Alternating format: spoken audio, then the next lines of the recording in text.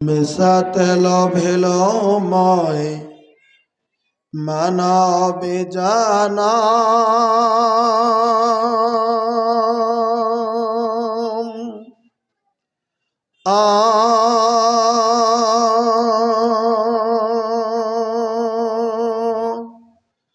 দুনিয়াদারি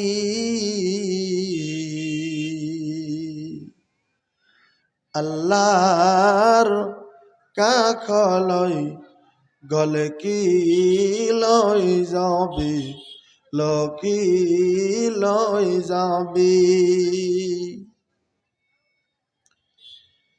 মিশাতে লবেলো ময় মানবী জানা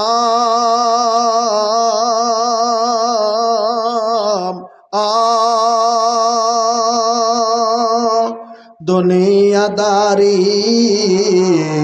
আল্লাহর কাকলই গলে কি লই যাবি লকি লই যাবি লগত যাব আমল তোর লগত যাব আমল তোর আরো যাব কি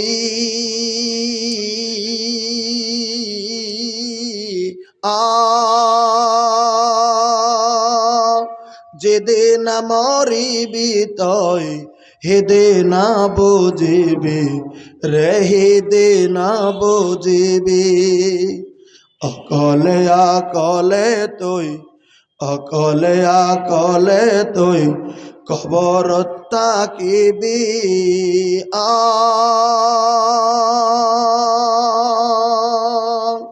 দুনিয়াদারি আল্লাহর কাকলই গলে কি লই যাবি লকি লই যাবি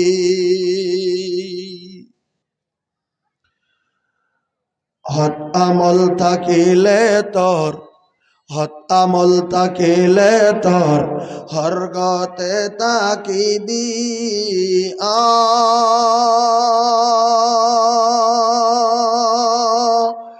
অসৎ আমল করিলে তুই নরক জ্বলিবি রে নরক জ্বলিবি যেদিন মরিবি তই যেদিন মরিবি তই হেদিন বুঝিবি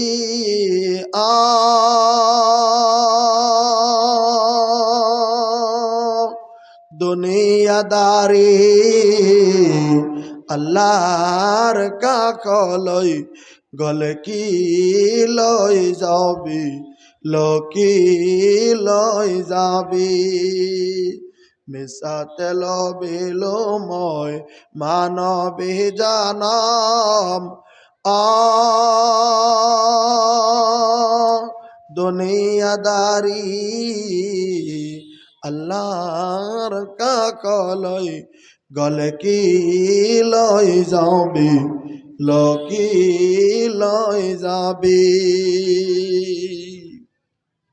উপস্থিত আজকের এই পবিত্র দিনে আয়োজিত অনুষ্ঠানের মাননীয় সভাপতি সাহেব, বিশিষ্ট উলামায়ে কেরাম, অত্র অঞ্চল থেকে আসা সম্মানিত মুরব্বিয়ানে এজাম, সম্মুখে বসে থাকা দিনের সৈনিকের মতো যুবক ভাইয়েরা, পর্দার আড়ালে থাকা দিনের দরদিনী মা ও বোনেরা, অবশ্যই আল্লাহ রাব্বুল আলামিনের প্রতি হাজারো হাজারো তারিফ ও প্রশংসা।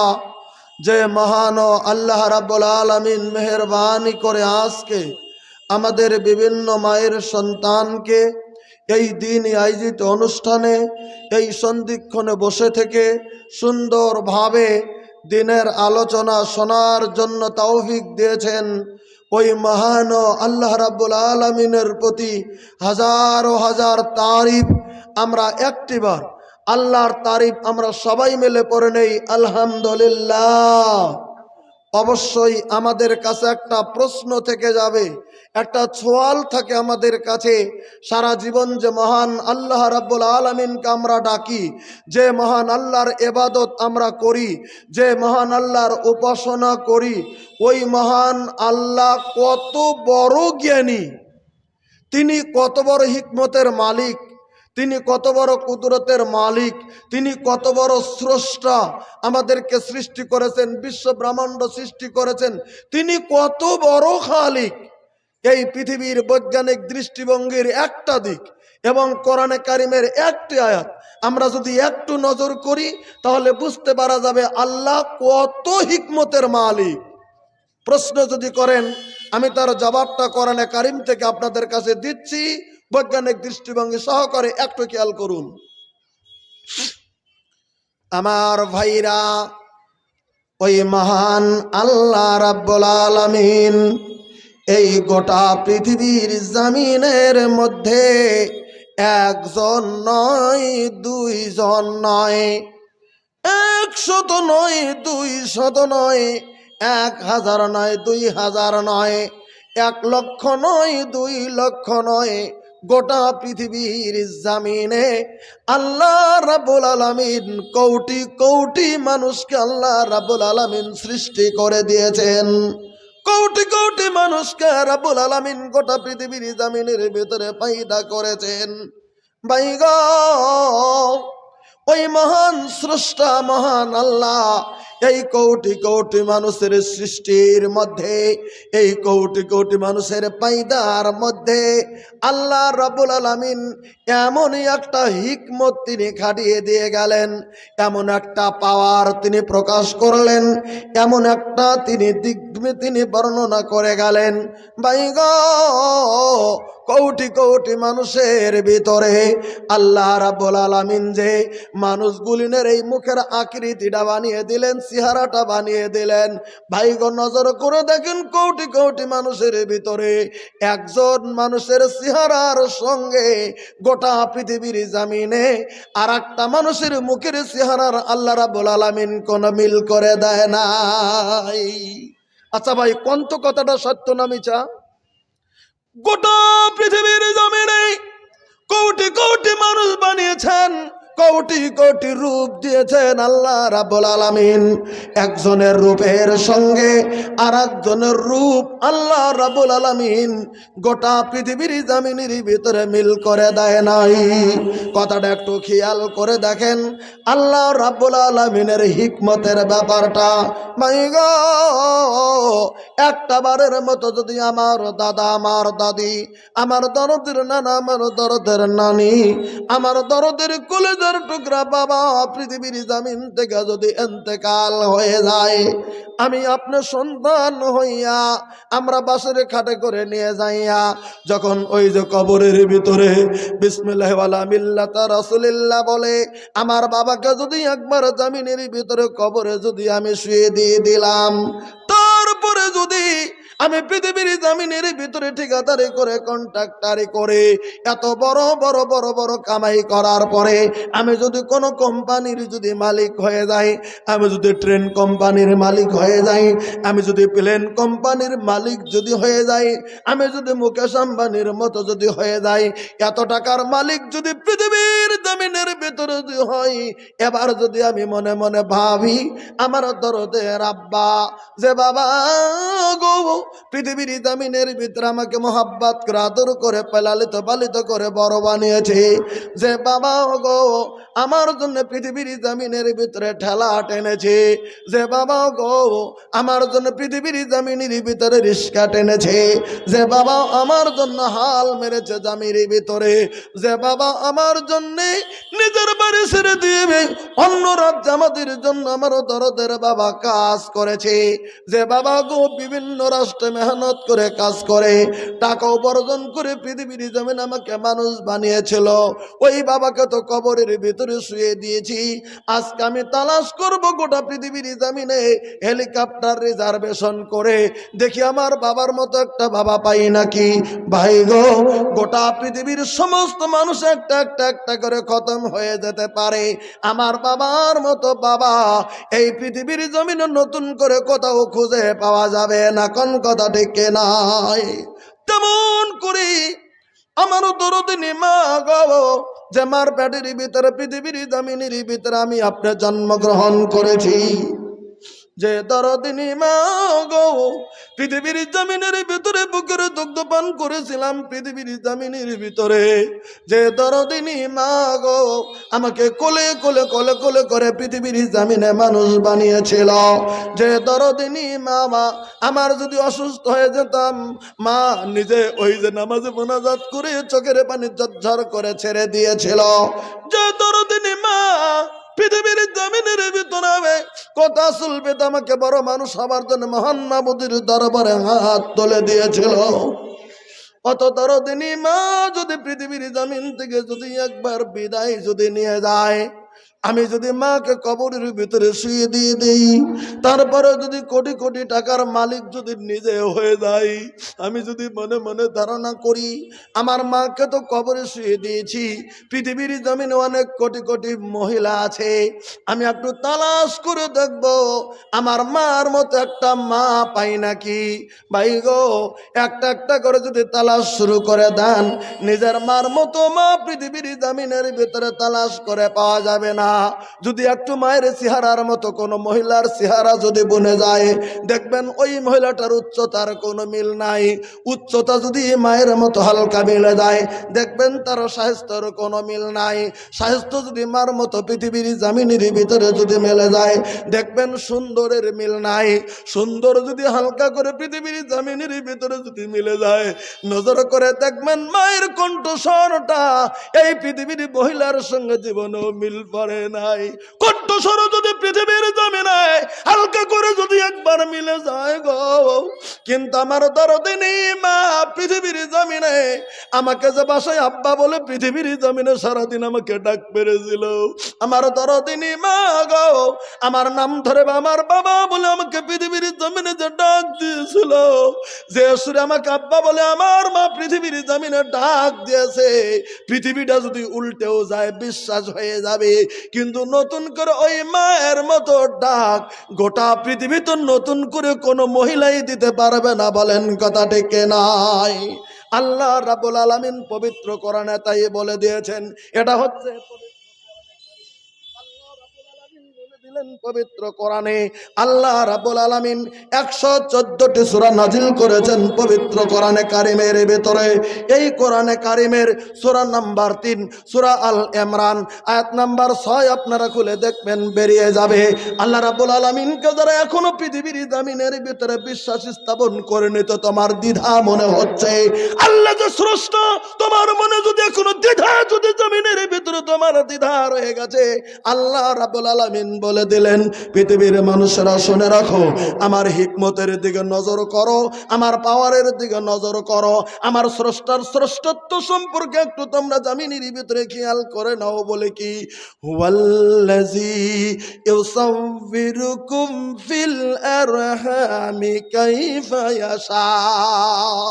আজকেও তাফসীরের ভিতরে রাস্তার ভিতরে দেখলাম ভাই গো আল্লাহ রাব্বুল আলামিন পবিত্র কোরআনে কারিমের ভিতরে বলে দিয়েছেন ওই মহান আল্লাহ তিনি অমন মহান আল্লাহ যিনি তোমরা যখন তোমার মায়ের রেহেমের মধ্যে যখন ছিলে, তোমরা যখন তোমার মায়ের পেটের মধ্যে ছিলে, তোমরা যখন মাতৃ রেহেমের ভিতরে ছিলে, তোমরা যখন মায়ের পেটের ভিতরে হামিয়েছিলে, আমি আল্লাহ তোমাদেরকে বলে দিলাম তোমাদের মায়ের পেটের ভিতরে তোমরা থাকতে আল্লাহ আমি আল্লাহ আমার ইচ্ছা অনুযায়ী তিনি যেমন ইচ্ছা করেছেন তার ইচ্ছা অনুযায়ী তোমাদের চেহারা আল্লাহ রাব্বুল আলামিন গঠন করে দিয়েছেন। নারায়ে তাকবীর। এই পৃথিবীর জমিনে কোন কোন মানুষের ভিতরে পূর্ণতা সন্তান পৃথিবীর জামিনের ভিতরে জন্মগ্রহণ করে দিয়েছে, কোন অপূর্ণ সন্তান দিয়েছে, কোন মানুষ খাটো বানিয়ে দিয়েছে, কোন মানুষকে আল্লাহ লম্বা বানিয়ে দিয়েছে, কোন মানুষকে আল্লাহ সুন্দর বানিয়েছে, কোন মানুষকে আল্লাহ কালো বানিয়েছে, কোন মানুষ আল্লাহ অন্ধ বানিয়েছে। আর হাজার হাজার মানুষ পৃথিবীর জামিনে সুস্থ মেজাজে পৃথিবীর জামিনের ভিতরে জন্মগ্রহণ করেছি। ওই মহান আল্লাহ আমাদেরকে নিয়ামত দিয়ে সবকিছু দিয়ে বানিয়েছেন। তাই আজকের ময়দানে যারা বসে আছি, একটাবার আল্লাহর তারিফ একটু জোরে বলি তো, আলহামদুলিল্লাহ। আচ্ছা এই যুবক ভাইরা একটু জোরে বলতে পারেন, একটু জোরে কও আলহামদুলিল্লাহ। পৃথিবীতে এই বিভাগে বাংলাদেশ ফার্স্ট। আপনারা নেটে দেখেন সুবহানাল্লাহ আলহামদুলিল্লাহ বলতে সারা পৃথিবীর জমিনে বাংলাদেশ ফার্স্ট, দ্বিতীয় হলো আসাম। দ্বিতীয় আসাম গোটা পৃথিবীতে, আপনারা নেটে দেখেন। আমরা যেমন বিহারের মাটিতে বক্তা বলেই আছে, আপনারা শুনে আছেন, যদি বলে আলহামদুলিল্লাহ বলেন নাই, বলছে হালকা পালকা, কেউ বলছে না বলছে, কিন্তু বাংলাদেশ ফার্স্ট, দ্বিতীয় হলো আসাম। তবে যদি আলহামদুলিল্লাহ বলেন লস নাই, যদি সুবহানাল্লাহ বলেন লস নাই, যদি সুবহানাল্লাহ আজিম বলেন লস নাই। বলবেন কেন লস নাই? কে কথা বলেন হ্যাঁ লস নাই, বলেও যদি বলে দেন তাও লস নাই। বলবেন কেন লস নাই? মুসলিম শরীফ একটা হাদিস আছে, কেন হুজুর আছে জিজ্ঞাসা করে দেখেন। আল্লাহ নবী সাল্লাল্লাহু আলাইহি সাল্লাম বলেছেন, যদি একটু খালি বাড়তি করে বলেন তাই নেকি, কত নেকি, কত উপকার। আল্লাহ নবী সাল্লাল্লাহু আলাইহি সাল্লাম বলেছেন, মান ক্বালা সুবহানাল্লাহিল আযীম ওয়া বিহামদিহি। খুব তো বড় জিনিসটা নয়, দোয়াটা তো একবারে ছোট, সুবহানাল্লাহিল আযীম ওয়া বিহামদিহি। আচ্ছা কতটুকু? দুটো শব্দ, সুবহানাল্লাহিল আযীমে, দ্বিতীয় শব্দটা হলো অবিহামদিহি। এই শব্দটা পৃথিবীর জমিনে একবার যদি কোনো মুসলিম ব্যক্তি পৃথিবীর জমিনে সুবহানাল্লাহিল আযীম ওয়া বিহামদিহি একবার যদি পৃথিবীর জবানে মুখের দ্বারা যদি একবার পড়ে ফেলে কেউ, আল্লাহর নবী বললেন গুরেসাত লাহু নাখলাতুন ফিল জান্নাহ। আল্লাহর নবী নিজে বলেছেন ওই লোকটার নামে জান্নাতে, ওই লোকটার নামে একটা খেজুর গাছ গেড়ে দেওয়া হয়। একবার সুবহানাল্লাহ বলেন। তাহলে যদি একবার বলেন একটা খেজুর গাছ, দুবার বলেন দুটা খেজুর গাছ, তিনবার বলেন তিনটা খেজুর গাছ, চারবার বলেন চারটা খেজুর গাছ, হাজারবার বলবেন তো হাজারটা খেজুর গাছ, তাহলে বললেই হয়ে গেল। তাহলে কাজে করতে গেলে লস নাই। ওরকম সুবহানাল্লাহ আলহামদুলিল্লাহ আল্লাহু আকবার বললে লস নাই। আপনারা এই বিষয়ে অনেক জানেন। যাজ্ঞা আমি আপনাদেরকে আলোচনা এগিয়ে নিয়ে যেতে চাবো না। আল্লাহর তারিফের পরে আমাদের যিনি বিশ্বের নবী, যিনি সৈয়দুল মুরসালিন, যিনি রহমাতুল আলামিন, যিনি খাতামান নবীন, যিনি সৈয়দুনা হযরত মুহাম্মদুর রাসূলুল্লাহ সাল্লাল্লাহু আলাইহি সাল্লামের প্রতি শত সহস্র দরুদ ও সালাম দিল থেকে মুহাব্বত করে, অন্তর থেকে, স্থল থেকে একবার নবীর প্রতি আমরা দরুদ পড়ি। আল্লাহুম্মা সাল্লি আলাইহি আল্লাহুম্মা বারিক আলাইহি বা সাল্লাল্লাহু আলাইহি ওয়াসাল্লাম। আপনারা মনে মনে পড়েন। এবার আসুন, আমাদের নবীকে একটা হাদিসের দ্বারা নবীর পরিচয় সব সময় জানি, তবে আমি আপনাদের কাছে আজকে একটা হাদিস তুলে ধরবো আমাদের নবী সম্পর্কে। তিনি আমাদের জন্য কি করেছেন পৃথিবীর জমিনে, তিনি কি করে গেছেন আমাদের জন্য, তিনি কি করে গেছেন। হাদিস সহিহ বুখারী মুসলিমে, মুসলিম শরীফে তাহাজ্জুদের বাবে, মুসলিম শরীফে কিতাবুত তাওহীদ, বুখারী শরীফ কিতাবুত তাওহীদে হাদিসটি আনা হয়েছে। আল্লাহ নবী সাল্লাল্লাহু আলাইহি সাল্লাম বর্ণনা করেছেন, নিজেই বর্ণনা করেছেন। রাবি হযরত আবু হুরায়রা রাদিয়াল্লাহু তাআলা আনহু উনি বর্ণনা করে বললেন, আল্লাহ নবী সাল্লাল্লাহু আলাইহি সাল্লাম বলেছেন, প্রশ্ন যদি করেন আল্লাহ নবী কি বললেন, আল্লাহ নবী নিজেই বললেন, লিকুল্লি নাবিয়িন দাওয়াতুন মুস্তাজাবাতুন। হাদিস বুখারী শরীফের, একটু গুরুত্ব দিয়ে শুনবেন। যদি আমার ভাষা বুঝেন, আপনারা বুঝতেছেন, ভাষা বুঝতেছেন, পিছনে যারা আছেন বোঝা যাচ্ছে আমার কথাটা আপনারা বুঝতেছেন? বুঝে না মনে হলো না, আওয়াজ তো দিচ্ছে না, কে তো স্বীকারই করছে না বুঝে বলে। পিছনে যারা আছেন বুঝা যায় কথা, অন্তত এটা তো বলবেন যে বুঝি। আচ্ছা দেখি কিরকম বুঝছেন। সর্বপ্রথমে একটা বাক্য আসাম থেকে বলে দেই, দেখি কিরকম বুঝছেন। বুঝিবি বুঝিবি, তারপরে আর গজল বলবো না, কিন্তু এটাই লাস্ট, ফার্স্ট লাস্ট। বুঝিবি বান্দা হক আহে তারে বারে বারে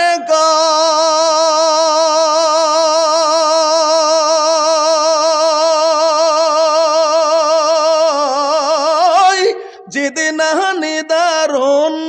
হিদিনা নিদারুন হিদিনা বুঝিবি তুই ও বান্দা হত হিদিনা বুঝিবি তুই।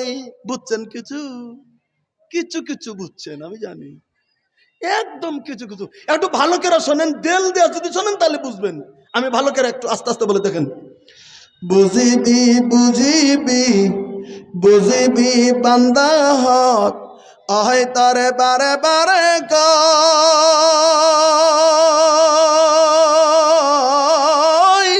যেদিনা নিদারুন হিদিনা নিদারুন হিদিনা বুঝিবি তুই ও বান্দা হত হিদিনা বুঝিবি তুই।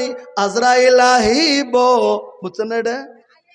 আজরাইল আহিব তোকে লগ ধরিব হিদিনা বুঝিবি তুই।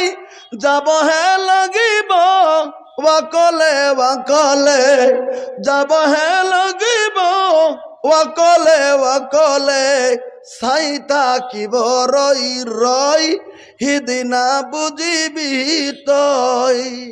বুঝিবি বুঝিবি বুঝিবি বান্দা হত আই তারে বারে বারে কই